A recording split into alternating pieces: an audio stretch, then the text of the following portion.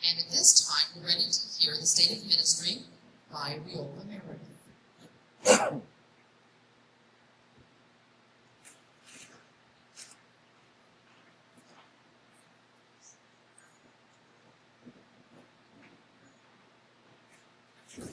When I think back, I think about all the preparation that the Lord had to do in me spiritually before I was ready to do this ministry. For one thing, I didn't get to do it until I was 52. And, those of us that have been through the temperaments know that the lion temperament is the leadership temperament. And I was born with the qualities to do leadership. But it took until I was 52 before the Lord had me spiritually ready, where I wouldn't have taken all the credit, and all the glory, and all the honor. And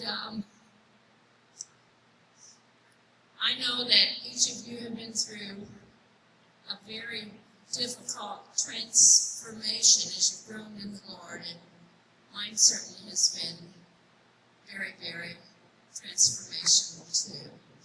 I'm going to give you some statistics from 2013.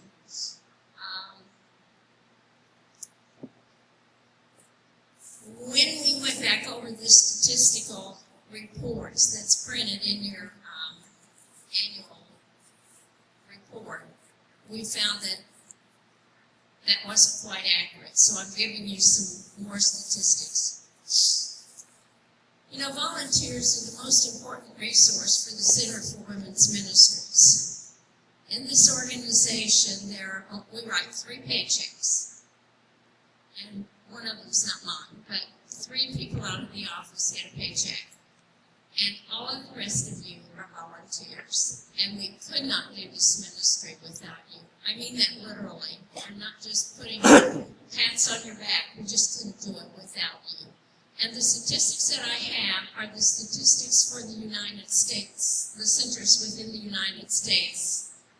We have a really difficult time with communication with our international centers, and so none of their numbers are reported here. In 2013, we had 576 volunteers. So if you have your paper and you want to change that on the They report. don't have them yet. Oh, they don't have them. Okay. All right. If you want to take this down, fine. They'll get them. Pardon? They will get them. Okay. You will get them, but you don't have them yet. I thought you picked them up. I'm sorry. Thanks, Cheryl. All right. Listen to this. You gave 69,205 hours in 2013. To the Center for Women's Ministries. That was a 28% increase, 28% increase over 2012. And the volunteer hours are up over 10% over 2012. Volunteers were increased by 28%, the volunteer hours were up 10%. According to the U.S. government, volunteers in 2012 were worth $22.14 an hour. So every hour that you spend for the Center for Women's Ministries, the U.S. government says you are worth $22.14. That means that our volunteers gave to the Center for Women's Ministries over $1.5 million worth of services. Now, when I think and when I look at these statistics, I go back to the very beginning when the Lord was laying out the plan. And He said, Riola, if you'll do this, I'll provide you with the money, and with the know-how, and with the materials, and with the people to get the job done. And you have given over $1.5 million worth of service to the Center for Women's Ministries. Now, by comparison, I want to go back to the first full year that we were open. I checked the records for 1990, Betty, you'll probably be really interested in this. We had 175 clients that year. And I'm pretty sure, as I think back, that included the people that were involved in our support groups. I think that was more than just our one-on-one clients. We had 56 volunteers that year, as opposed to 576 volunteers this year. And the volunteers gave 6,214 hours.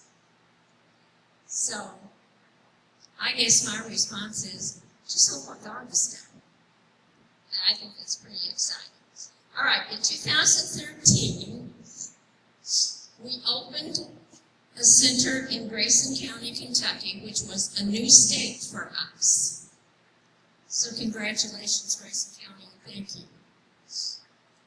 We opened in Kabungo. Did I say that right, Nancy? Kabungo. There will be some names I'm not going to try to pronounce this afternoon, but anyway, thank you, Nancy. And Nancy made a trip in January to Rwanda and was able to be a great help and great encouragement to them. So thank you, Nancy, for that. Nigeria received their government permission to establish a Center for Women's Ministries. Now, I'm not sure that they're opened, but they have trained leadership and they have government permission to open. And then in May of 2014, just a few weeks ago, we opened in Pike County. And you have a wonderful representation here, and thank you all for coming. Looks like you must have come in a 15-passenger van. But welcome. So that's 4 developments, legal developments, since we had our last meeting, our last annual meeting. We have 9 centers that are currently I call it under construction, that are scheduled to open sometime within the next year, during 14 and the first half of 15. Our first training to be given in Spanish in the United States is currently being taught in Minneapolis, Minnesota. And we just got the list of participants that we can make the certificates for them. The workload of Joanne Rhodes, the position of the Assistant for Center Development in the United States, has increased in the last 2 years. She started her 3rd year in January, and we are already at the point with her workload that we need to divide it. And when finances are available, we expect to do this. So, in the last 2 years, the growth has been really phenomenal. What's been happening out of our office. Having finished the basic peer counselor training video package, in 2013 we offered it at the Nazarene General Assembly in June and at the American Association for Christian Counselors in September. And those of you that haven't seen our booth display, take a look at it. It looks real professional over there, basic peer counselor training. That's what we take when we go to trade situations. We've had a lot of help with that, and Brenda Dillman's husband at the Bloomington Center has been a tremendous help. His family owns a business, and he does trade shows all the time. So he knew exactly how to show us to do this and to be professional at it. We have gifted the basic peer counselor training package to 3 Bible colleges internationally, as well as to a children's rescue ministry for training purposes in Central Africa.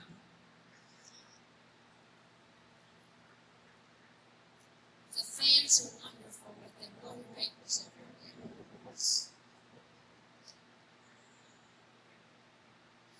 The emphasis as far as training for our leadership continues to be strong. very strong on spiritual development. In fact, tomorrow morning, we will be doing leading leaders training for the regional directors.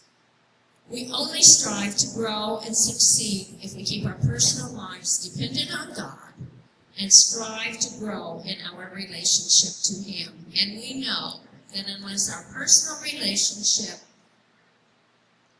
is continually being developed, our ministry will not grow. It just simply will not happen. Now, on a personal note, for several years, I have written, in January, I've written personal goals for the year. And for a few years, I turned around and I wrote ministry goals for the year. And as I looked at those in about 2011, it seemed like that every year, my personal goals just lined up to be a lot the same. And basically, it was to live a life of obedience to God and thereby be an example to others. And the ministry goals sort of had this theme, to keep up with what He asked me to do. And it was really hard to write ministry goals because sometimes I feel like we're just running alongside God trying to keep up. And I'm sure you feel that way too. Now,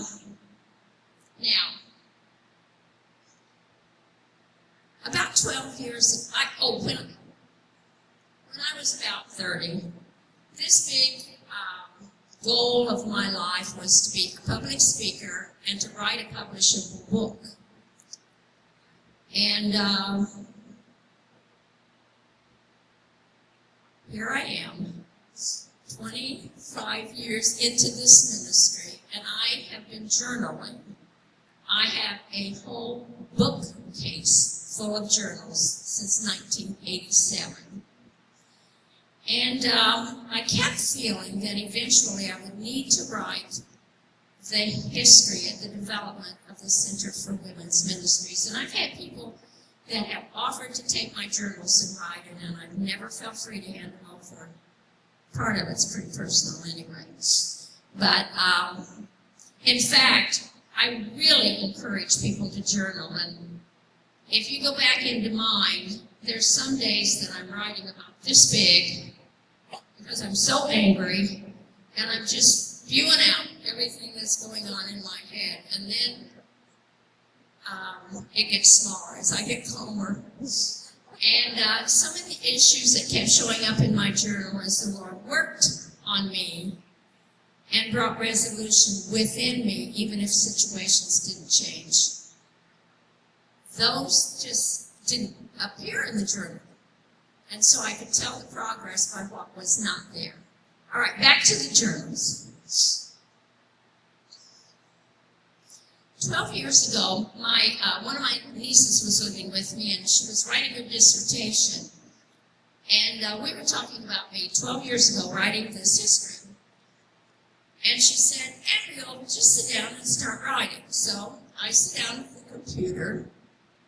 I wrote one paragraph, and I couldn't go any farther. I mean, that was the beginning of this book I'm talking about. And the Holy Spirit said to me, Riola, you're not ready to write the book. There's a whole lot more development that needs to take place. Okay, that brings me up to where I am today. And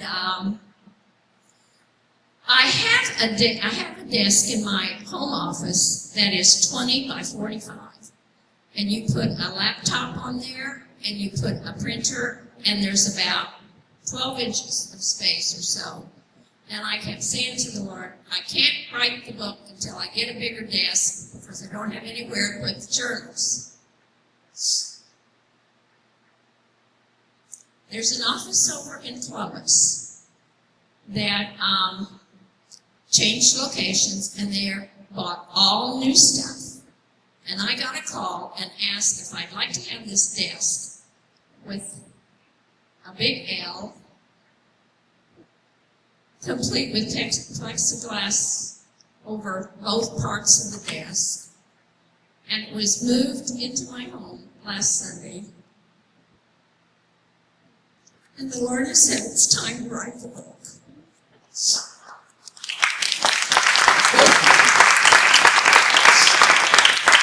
I'm not as near as excited about it as I would have been 30 years ago.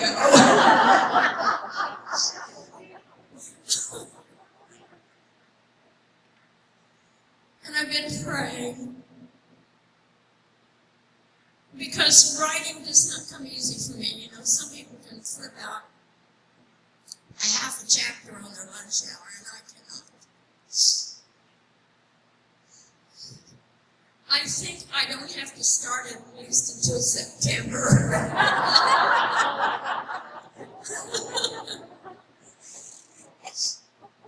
But I've been praying that the Lord would not only make it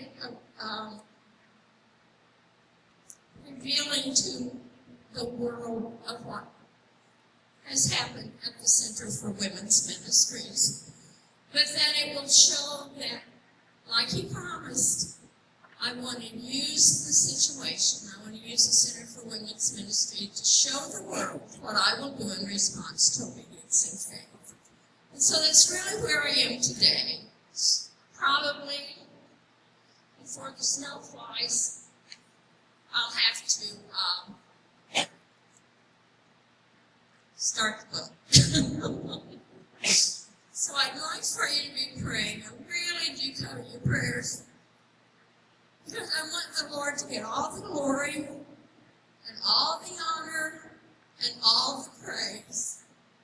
Because that's what's brought us this far. Thank you.